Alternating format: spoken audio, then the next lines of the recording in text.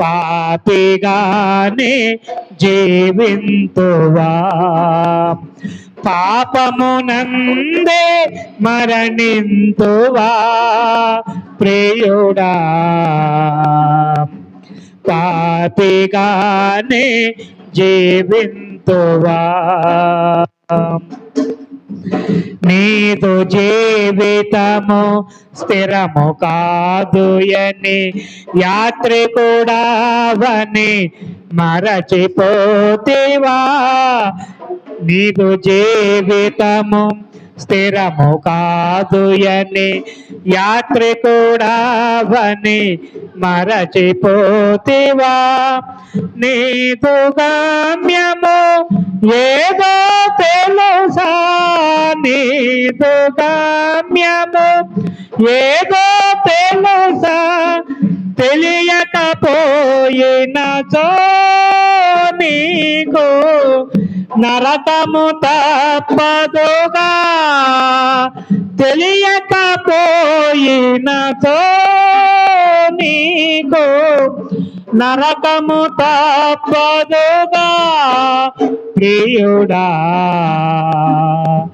పాపిగానే జీవింతువా, పాపమునందే మరణింతువా ప్రియుడా, పాపిగానే జీవింతువా.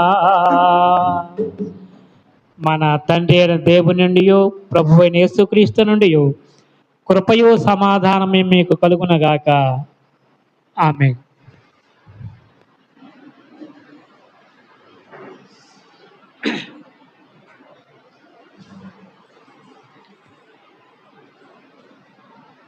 మీరు ఈ చర్చి పేరు, చర్చికి చాలా పేర్లు ఉంటాయి కదా, రకరకాల పేర్లు. అయితే మీరు ఎక్కడన్నా ఎప్పాతా చర్చి అని ఎక్కడన్నా చూసారా, విన్నారా అన్నమాట? ఎప్పాతా చర్చి ఎక్కడ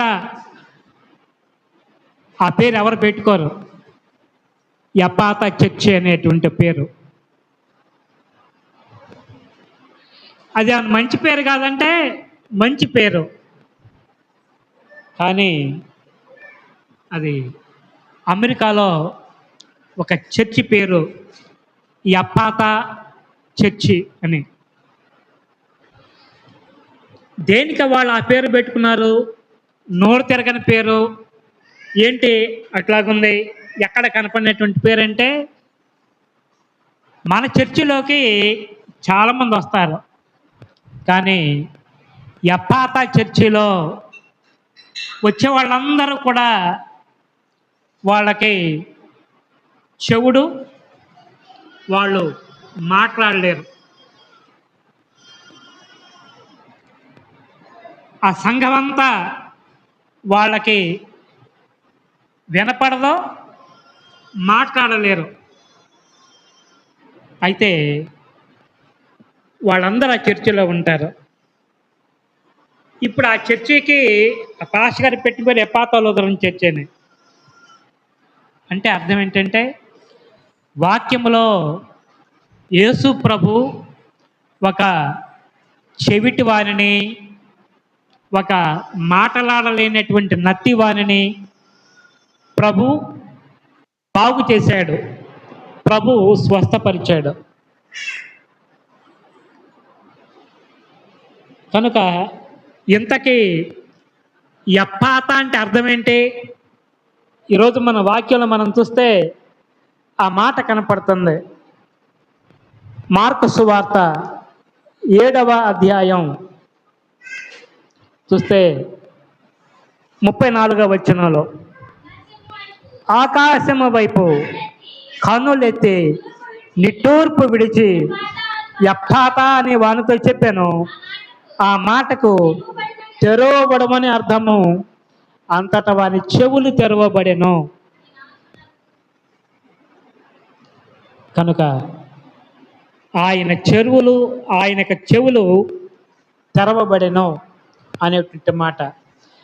ఎప్పాతా అంటే నీ చెవులు తెరవబడునుగాక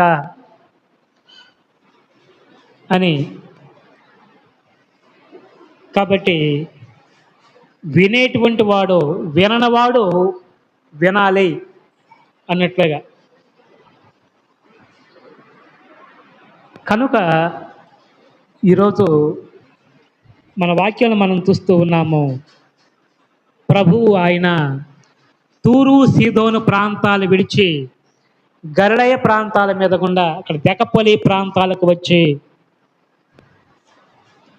కాబట్టి ఇక్కడ మనం చూస్తూ ఉన్న 7వ అధ్యాయం 31వ వచనంలో ఆయన మరలా తూరు ప్రాంతములు విడిచి సీదోను ద్వారా దెకపొలి ప్రాంతముల మీదుగా గలిలయ సముద్రమునొద్దకు వచ్చాను. అప్పుడు వారు చెవుడు గల నతివాని ఒకని ఆయన యొద్దకు తోడుకొని వచ్చేరి. కాబట్టి ప్రభు దగ్గరికి ఇప్పుడు ఆయన ఒక అన్యుల ప్రాంతంలో ఉన్నాడు. ఈ ప్రాంతము యూదులు ఇక్కడ లేరు, చాలామంది అన్యులు నివసిస్తూ ఉన్నారు. ఈ అన్యులు నివసించేటువంటి ఈ ప్రాంతము తూరు అన్న, సీదోను అన్న, దెకపొలి అన్న ఈ ప్రాంతాలు అన్యజనులు నివసించేటువంటి ప్రాంతాలు. అన్యులు ఎక్కువ. అక్కడ యెహోవాను సేవించేటువంటి వారు, అక్కడ అదంతా అన్యులతో నింపబడినటువంటి ప్రాంతం.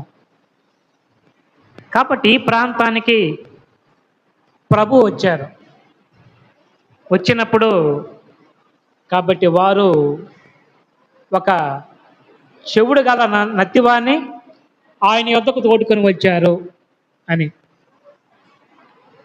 సహజంగా పుట్టుకతో ఎవరికైతే చెవుడు ఉంటుందో, పుట్టుకతో ఎవరికైతే చెవులు వినపడవో వాళ్ళకి మాటలు కూడా రావు, వాళ్ళు మాటలు కూడా మాట్లాడలేరు. ఎందుకని మాట్లాడలేరు? పిల్లవాడు మనం చెప్పేది వింటా ఉంటాడు, విని అమ్మాను నాన్న అమ్మ అని నేర్పుతాం మనం. చిన్నప్పటి నుంచి చెవుడుతో ఉన్నటువంటి పిల్లలకి వాళ్ళు వినలేరు కనుక, వినకపోతే తిరిగి మాట్లాడలేరు. పెదాలు కదలటమే అర్థం అవుద్ది కానీ మిగతాది వాళ్ళకి అర్థం కాదు. అందుకని మాట్లాడినా స్పష్టంగా మాట్లాడలేరు, అర్థవంతంగా మాట్లాడలేరు. కనుక ఇవి రెండు జంటగా ఉంటాయి. ఏంటి? చెవుడు, పుట్టుకతో చెవుడుతో ఉన్నటువంటి పిల్లలు వాళ్ళు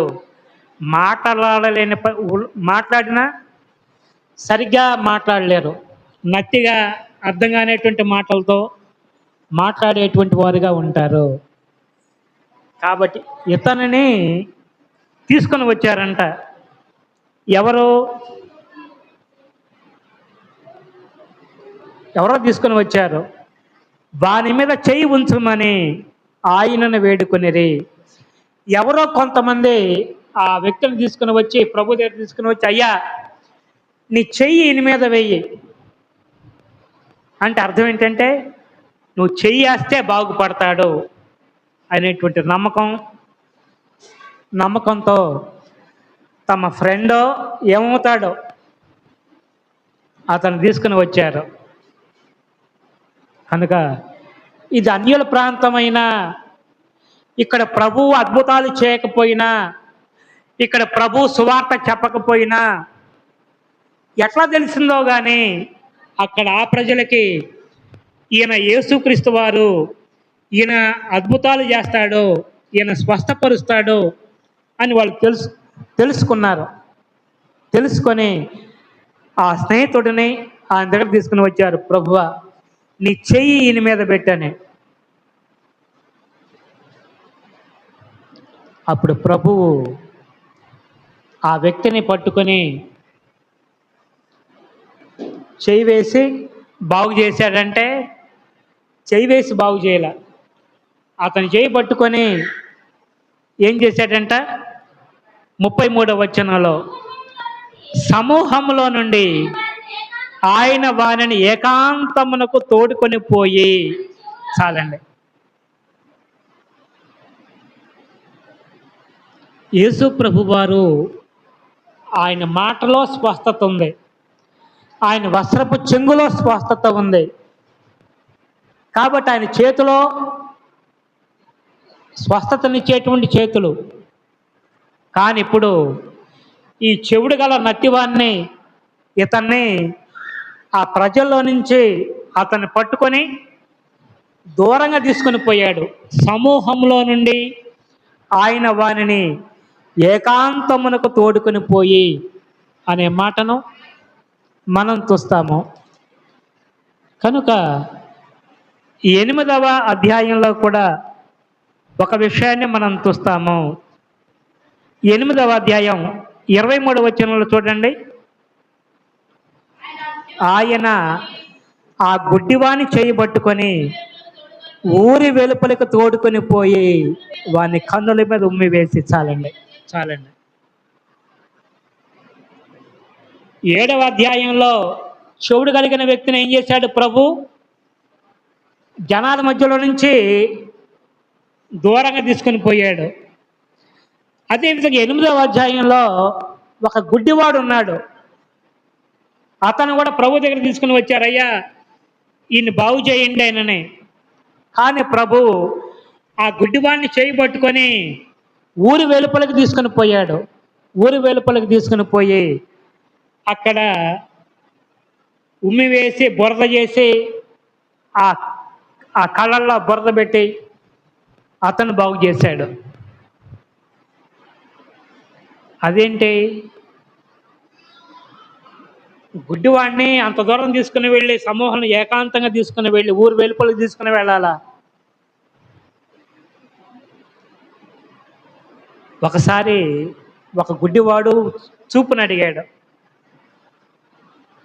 అప్పుడు ప్రభు అతని కనులకు బురద రాసి ఆయన ఏమన్నాడంటే, నువ్వు వెళ్ళి సిలోయం కోనేటికి వెళ్ళి నీ కళ్ళు కడుక్కో అని. అయ్యా నేను ఇక్కడి నుంచి అక్కడికి ఎక్కడ పోగలను? నువ్వు నా కన్నులు ముట్టు బాగవుతాను అనలా. ప్రభు ఏది చెప్పాడో ఆ గుడ్డివాడు చేశాడు. తను సిలోయం కోనేటికి వెళ్ళి కళ్ళు కడుక్కొని చూపు పొందాడు. అంటే ప్రభువు ఒక్కొక్కరిని ఒక్కొక్క రీతిగా స్వస్థపరుస్తారు. ఎవరిని ఏ విధంగా స్వస్థపరుస్తారో తెలియదు. కానీ ఒకటేంటంటే ఆయన ఏదైతే చెప్పాడో దాని ప్రకారం చేయటం అనేటువంటిది అది మనం చేయాలి. ఆయన చిత్తం. తాకుతాడో, చేతితో తాకుతాడో, లేక ఆయన దూరానే ఉండి నువ్వు బాగుపడ్డావు వెళ్ళు, అయ్యా నా కూతురు నువ్వు వెళ్ళు, నీ కూతురు బాగుపడింది అని కొంతమందితో చెప్పాడు. కాబట్టి దేవుడు ఒక్కొక్కరిని ఒక్కొక్క రీతిగా స్వస్థపరుస్తాడు. కానీ విధానం దేవునిది. కానీ ఒకటి ఏంటంటే మనం విశ్వాసంతో మనం ఉండాలి. ఇక్కడ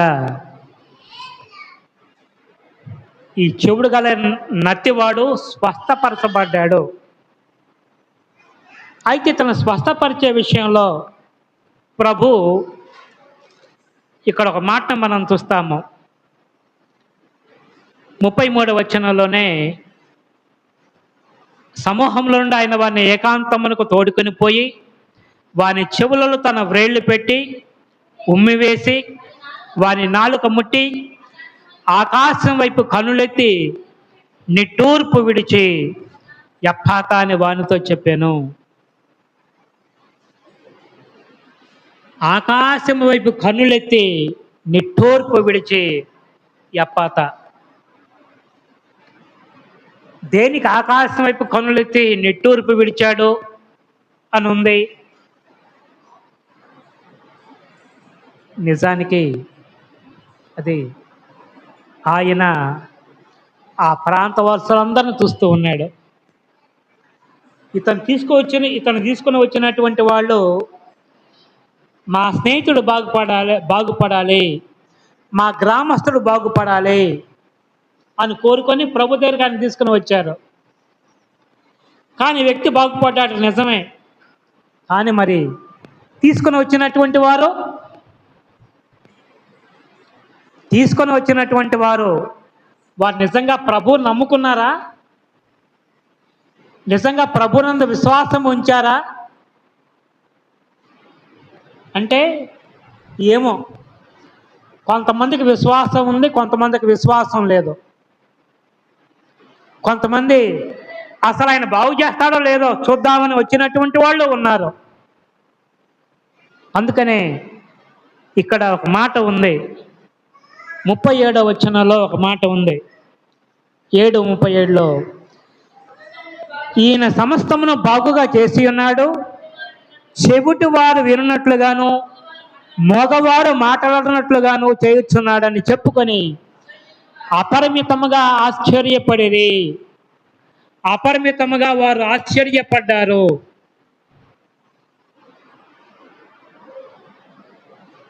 కనుక వారు అంత అద్భుతంగా, అంత గొప్పగా ఆశ్చర్యపోవడానికి కారణం ఏంటంటే, వారు అంత గొప్పగా ఆశ్చర్యపోవడానికి కారణం ఆయన మగవారు మాట్లాడేటట్లుగా చేస్తున్నాడు, చెవిటి వారు వినేటట్లుగా చేస్తున్నాడు అని వాళ్ళు ఆశ్చర్యపోయారు. కాబట్టి ఈయన సమస్తమును బాగు చేయగలిగినటువంటి వాడు, బాగు చేసేటువంటి వాడు. కానీ అక్కడ గుడ్డివాడు బాగుపడ్డాడు 8వ అధ్యాయంలో, 7వ అధ్యాయంలో చెవిటివాడు బాగుపడ్డారు. మరి తీసుకొచ్చిన వాళ్ళందరూ బాగుపడ్డారా? తీసుకుని వచ్చిన వాళ్ళందరూ యేసుక్రీస్తునందు విశ్వాసము ఉంచారా అంటే లేదు, విశ్వాసం ఉంచలా. అంటే ఇప్పుడు ఎవరైతే అతను తీసుకుని వచ్చారో అతనికి స్వస్థత కలిగింది, అతడు యేసుక్రీస్తునందు విశ్వాసం ఉంచాడు, ప్రభు నాకు గొప్ప మేలు చేశాడని చాలా ప్రాంతాలు చెప్పాడు. కానీ తీసుకుని వచ్చినటువంటి వారు మాత్రం, వాళ్ళకి చెవుడు ఉందా? లేదు. నత్తి ఉందా? నత్తి లేదు. కానీ వాళ్ళు యేసు ప్రభుని గురించి విన్నారు, కానీ నమ్మలేదు. అంటే వాళ్ళు ఇప్పుడు చెవులతో విన్నారు కానీ నమ్మలేదంటే ఏంటి? చెవులతో విని వదిలిపెట్టేశారు అంతే. లోకంలో నిజమైన గుడ్డితనం ఏదన్నా ఉంది అంటే అది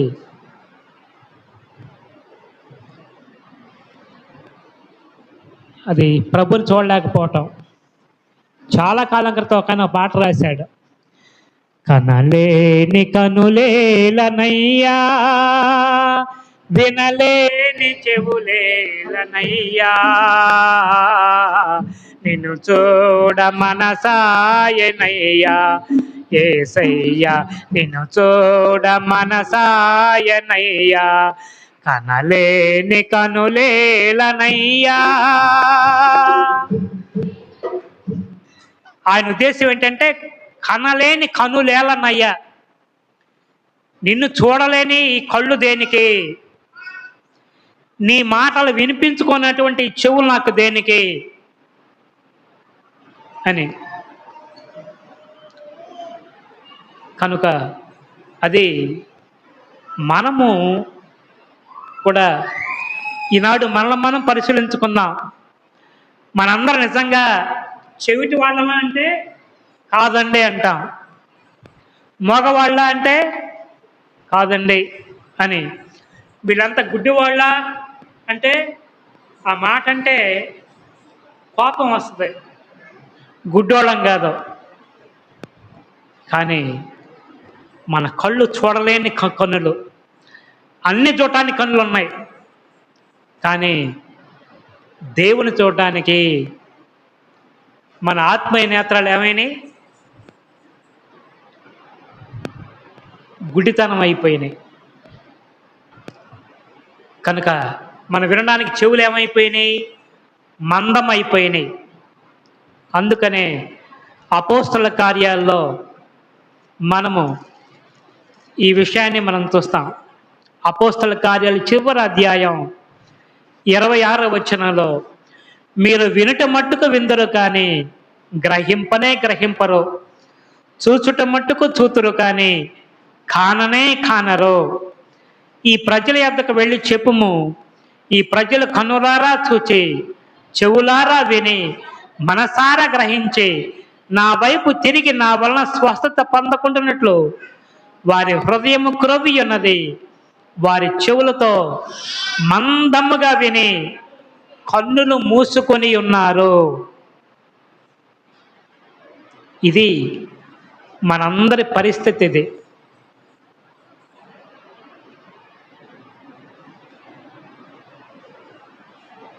కనుక అది మన వినడం అనేటువంటిది అది మనం గ్రహించలేకపోతున్నాం.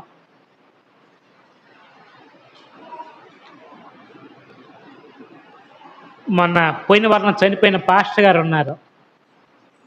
ఆయనకి కొంతకాలంగా చెవి వినపడటం లేదు. ఒక చెవి వినపడటం లేదు. ఒక సంవత్సరంన్నర అయిందో అంతే, సంవత్సరంన్నర 2 ఏళ్ళు అట్టాగా చెవి వినపడటం లేదు. వినపడకపోతే అది ఏదో అనుకున్నారు, తలలో ఎటువంటి బాధ లేకపోయినా. అయితే ఇప్పుడు చనిపోయిన తర్వాత ఇప్పుడు అర్థమైంది, ఆయనకి మెదడులో లేక తలలో క్యాన్సర్ అనేది ఎప్పుడు ప్రారంభమైంది? సంవత్సరాల క్రితమే ప్రారంభమైంది. కానీ తెలుసుకోలేకపోయారు. అది చెవిటితనమే అనుకున్నారు కానీ, చెవుడు అనుకున్నారు కానీ, అది లోపల బలహీనత పెరుగుతుందని గ్రహించలేకపోయారు. కాబట్టి క్రీస్తునందు ప్రేమినటువంటి వారలారా, కాబట్టి మన జీవితంలో అది మనము చూస్తూ ఉన్నాము.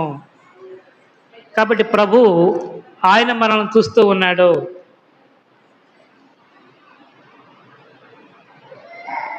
కాబట్టి ఇక్కడ మనము చూస్తూ ఉన్నాము. అప్పుడు ఆయన ఇది ఎవరితోనూ చెప్పవద్దని వారికి ఆజ్ఞాపించాను అని. కనుక ప్రభు ఆ ప్రాంతాలు విడిచిపెట్టి ఆయన దెకపోలి, సీదోను ఆ ప్రాంతాల మీద ఉన్న గలిలయ సముద్రానికి వచ్చినప్పుడు అక్కడ వారు చెవుడు గల ఒక నత్తివాన్ని ప్రభు దగ్గర తీసుకుని వచ్చారు. ప్రభు ఆ వ్యక్తిని స్వస్థపరిచాడు. కనుక ఈనాడు నీకు నాకు ఉన్నటువంటి నిజమైనటువంటి చెవిటితనం ఏది? నిజంగా చెవుల్లో తేడా అయితే పర్వాలేదు, అంతేగాని ప్రభు వాక్యం వినకుంటున్నట్లుగా మన చెవులు మందం కాకూడదు. కనుక ప్రభు వాక్యానికి మనం చెవులు మూసుకుంటున్నామా, లేక దేవుని వాక్యం చదవకుండా మన కళ్ళు మూసుకుంటున్నామా, లేక దేవుని వాక్యాన్ని ప్రకటించకుండా దేవుడు మన పట్ల ఏ కార్యం చేశాడో దాని గురించి నలుగురితో ప్రచురించకపోతే, నువ్వు పొందిన మేలు ఇతరులతో పంచుకోకపోతే నువ్వెవరివి? నువ్వు మోగవాడివే. కనుక శరీర వైకల్యం అది కొంత బలహీనత అయితే, నిజంగా మానసికమైనటువంటి వైకల్యం అది విశ్వాస జీవితంలో చాలా గొప్ప నష్టం తెచ్చిపెట్టేటువంటిది. కాబట్టి వాక్యం మనం చూస్తూ ఉన్నాము. కాబట్టి వారు ప్రభు దగ్గరికి వచ్చినటువంటి వారుగాను వాక్యం మనం చూస్తూ ఉన్నాము. వారు అది ప్రభుని మాట నమ్మినటువంటి వారుగా, విశ్వసించినటువంటి వారుగా వారు ఉన్నారు. కనుక ఈరోజు పత్రిక భాగంలో మనం చూస్తూ ఉన్నాం. పత్రిక భాగంలో చూస్తూ ఉన్నటువంటి మనతో పౌలు గారు మాట్లాడుతూ ఉన్నాడు. ఆయన మోషే గారి గురించి చెప్తూ ఉన్నాడు. మోషేని గురించి చెప్తూ ఆయన అంటారు, కాబట్టి ఈయన మోషే దేవుని దగ్గర నుంచి మహిమ పొందాడు. ఎక్కడ? సీనాయి కొండ మీద దేవునితో 40 రోజులు ఉన్నప్పుడు ఆయన ముఖం ప్రకాశించింది. కొండ దిగొచ్చినప్పుడు ఆ మహిమను ప్రజలందరూ చూశారు. కానీ ఆ తర్వాత ఆ మహిమ తగ్గిపోయింది. తగ్గిపోయిన మహిమను ప్రజలు చూడకుండా మోషే ముఖం మీద ముసుగు వేసుకున్నాడు అని చెప్తున్నారు. కనుక ఆనాడు మోషే ముఖ చర్మం ప్రకాశించింది, కానీ తర్వాత ఆ మహిమ కొన్ని రోజులు తగ్గిపోయింది. కానీ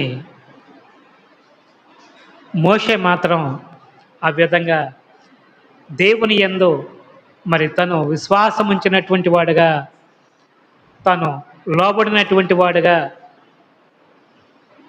ఆయన మనం చూస్తూ ఉన్నాం. కాబట్టి అదేవిధంగా పౌలు గారు ఒకప్పుడు గుడ్డివాడుగా ఉన్నాడు.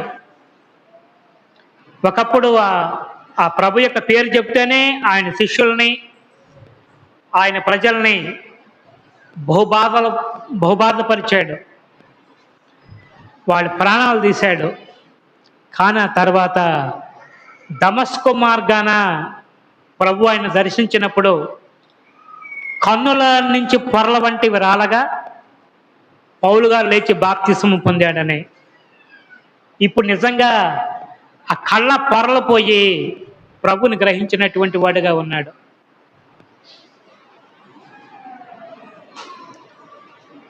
కనుక మనము ఈనాడు మన జీవితాల్లో కూడా మన కళ్ళు సరిగ్గా ఉండాలి.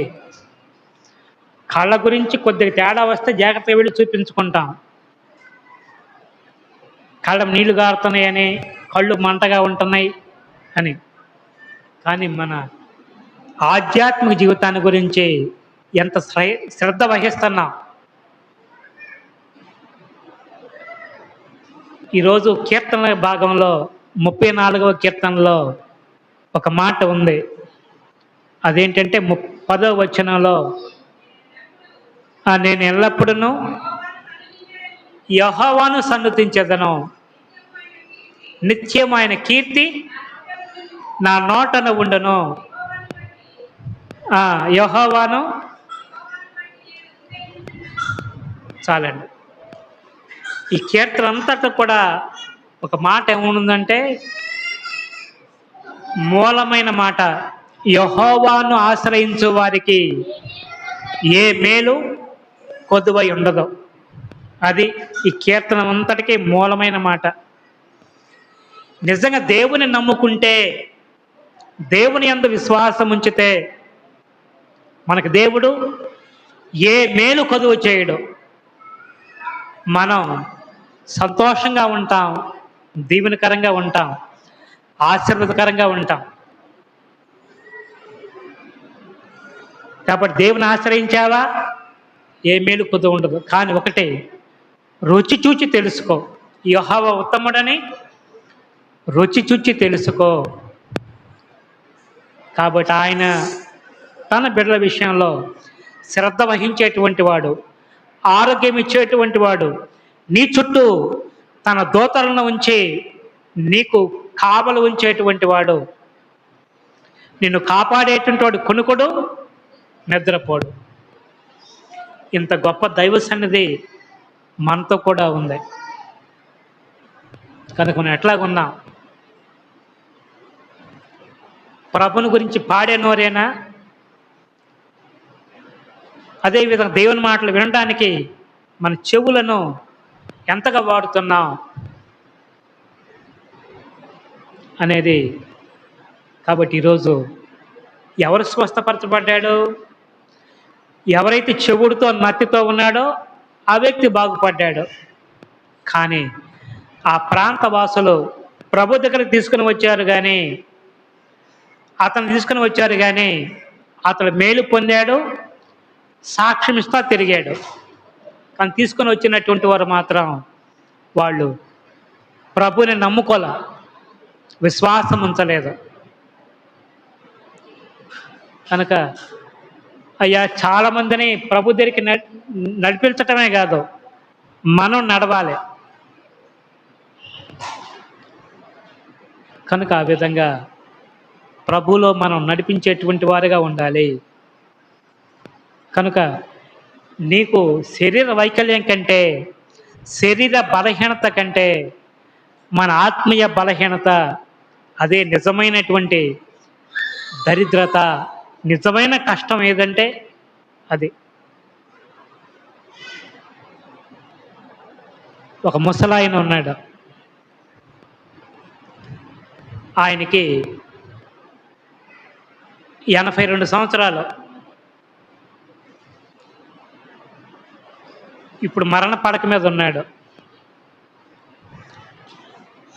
ఆయన్ని వాళ్ళ చుట్టాలు చూడటానికి వచ్చి బాగోలేదంటున్నారు. చివరి చూపుగా చూసి వెళ్దామని చుట్టాలు వచ్చారు. వచ్చి దాంట్లో ఒకళ్ళు అడుగుతున్నారు, నీ వయసు ఎంత అనని. దానికి ఆయన అన్నాడు 2 ఏళ్ళు అన్నాడు. ఏంటి తాత ఈ వయసులో నువ్వు చతురు ఆడుతున్నావా అని. చతురు కాదు, నాకు నిజంగా 2 ఏళ్ళే. నాకు 80 ఏళ్ళప్పుడు యేసుక్రీస్తునందు విశ్వాసం ఉంచాను, బాప్తిస్మం తీసుకున్నాను. కానీ నేను ప్రభు నమ్మిన తర్వాత నా జీవితం వేరుగా ఉంది. ఈ 2 ఏళ్ళు నా శరీరం బలహీనంగా ఉన్నా నేను చాలా మనసులో నెమ్మదిగా ఉంది, ప్రశాంతంగా ఉన్నా, సంతోషంగా ఉన్నా. కానీ 80 ఏళ్ళు చాలా పనులు చేశా, కష్టపడ్డా, కానీ నాకు తృప్తి లేదు, సంతోషం లేదు, నెమ్మది లేదు. అందుకనే నా పుట్టినరోజు ఎప్పుడైతే బాప్తిస్మం తీసుకున్నానో అదే నా పుట్టినరోజు. కాబట్టి 2 ఏళ్ళు నాకు చాలా సమాధానంతో, సంతోషంతో గడిచినాయి అని ఆయన చెప్పాడు. నిజమే, ఒకరి జీవితంలో అది ప్రభుతో నడిచిన కాలమే అది నిజమైనటువంటి కాలం. మన జీవితాల్లో అది మనకు ఆశీర్వాదకరమైనటువంటి కాలం అది. కనుక ఈరోజు ప్రభు సన్నిధిలో ఉన్నటువంటి నీవు నేను అదేవిధంగా మనం చెవిటివారిగా ఉండి చెవులు మూసుకోకుండా వాక్యం కొరకు, దేవుని కొరకు, దైవాత్మ కొరకు మన హృదయాలు తెరిచి ఉంచినటువంటి వారిలాగా నీవు నేను ఉండాలి.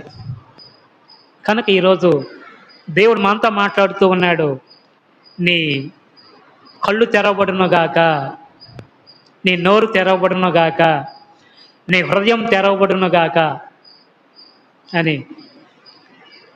కనుక లూదియా ఉంది, ఆమె హృదయం తెరవబడింది. పాత నిబంధనలో ఎలీషా ఉన్నాడు. అయ్యా ఈ పనివాడి కళ్ళు తెరువయ్యా అని ప్రార్థన చేశాడు. దేవుడు పనివాని కళ్ళు తెరిచాడు గనక తను దేవుని స్తుతించినటువంటి వాడిగా ఉన్నాడు. కనుక ఈనాడు ఈ మధ్యాహ్న కాలపు వేళలో వినగలిగినటువంటి చెవి, గ్రహించగలిగిన హృదయం, చూడగలిగినటువంటి కన్నులు దేవుడు మన కలరకును దయచేయనుగాక. అటువంటి ఆత్మ సంబంధమైనటువంటి కన్ను దృష్టి,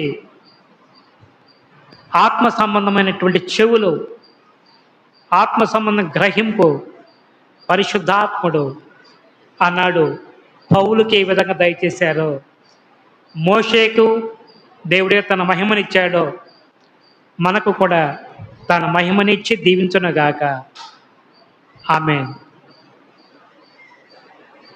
సమస్త జ్ఞానానికి మించిన దేవుని సమాధానం యేసుక్రీస్తు వలన మీ హృదయాలకు, మీ తలంపులకును కావలి ఉండునుగాక. ఆమేన్.